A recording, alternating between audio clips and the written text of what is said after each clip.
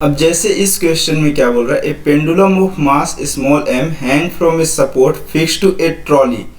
ऐसा हैंग हो रहा है और वो कैसा, ट्रॉली के फिक्स है और सपोर्टेड है उस वाले से। The direction of the string, क्या बोल रहा है, डायरेक्शन ऑफ स्ट्रिंग क्या होगी, when the trolley rolls up, और ट्रॉली कैसे रोल कर रही, अप डायरेक्शन पे, of a plane of inclinations कितने में, अल्फा में, विथ एक्सेलरेशन ए नॉट।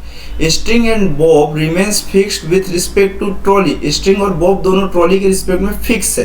तो ऐसी केसेस में आप ये जानते हो कि अगर ये एंगल ऑफ मेरे पास इस तरह से कुछ फिक्स है, ये एंगल ऑफ थीटा है, और ये इंक्लाइंड सरफेस में कुछ इस तरह से है, ठीक है, और ये एंगल ऑफ अल्फा है, तो आपको सबसे पहले मालूम है कि ये वैल्यू ऑफ कितना है, mg, और यहाँ से एक्सेलरेशन एक इस सरफेस के जस्ट परपेंडिकुलर और इसके अलोंग जो जाएगा, एक होगा mg cos ऑफ अल्फा और इस डायरेक्शन में होगा mg sin अल्फा।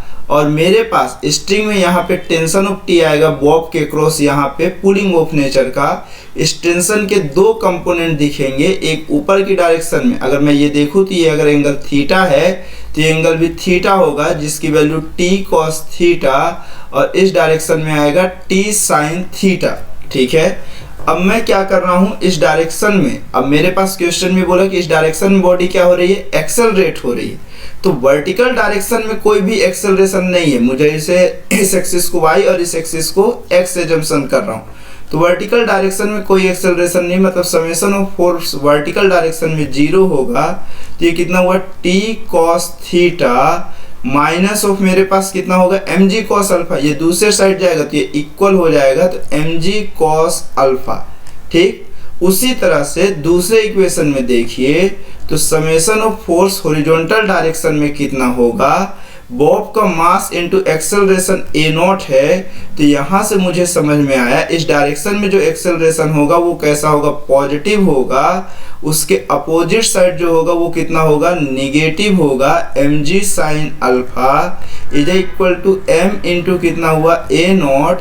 तो t sin थीटा की जो वैल्यू होगी वो कितना होगा, mg sin अल्फा, और ये प्लस ओ कितना हुआ, m a नॉट हुआ। अब दो इक्वेशन, एक इक्वेशन फर्स्ट और एक इक्वेशन नंबर ऑफ सेकंड, ये दोनों मुझे किस में रिलेशंस दिखा रहे हैं, टेन थीटा में और फॉर्मेट में दिख रहा है। अगर मैं इस दोनों में से इक्वेशन 2 को डिवाइड कर दूं इक्वेशन नंबर ऑफ फर्स्ट से, तो मुझे ये दिख रहा है कि टेंशन और टेंशन कैंसिल आउट हो जाएगा, और sine theta upon cos theta कितना हो जाएगा, टेन थीटा, और m a naught plus of कितना, mg sin alpha upon of कितना होगा, mg cos अल्फा, ठीक। और mm कॉमन आके कैंसिल आउट हो जाएगा, तो a naught plus g sin alpha upon of g cos alpha हो जाएगा, जिसकी वैल्यू ऑफ किसके इक्वल होगी, टेन थीटा। तो थीटा इज इक्वल टू कितना हो जाएगा आपके पास, tan inverse a naught plus of g sin alpha upon of g cos alpha, ये अमाउंट ऑफ थीटा की मिलेगी, ठीक, यहाँ तक, ठीक। तो ऑप्शन नंबर ऑफ डी हुआ।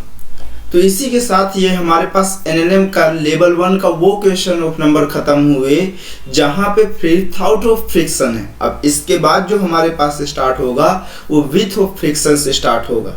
तो अगले ऑफ वाले पार्ट से हम लोग कैसा विथ ऑफ फ्रिक्शन एनएलएम का एप्लीकेशंस ऑफ देखेंगे, ठीक है।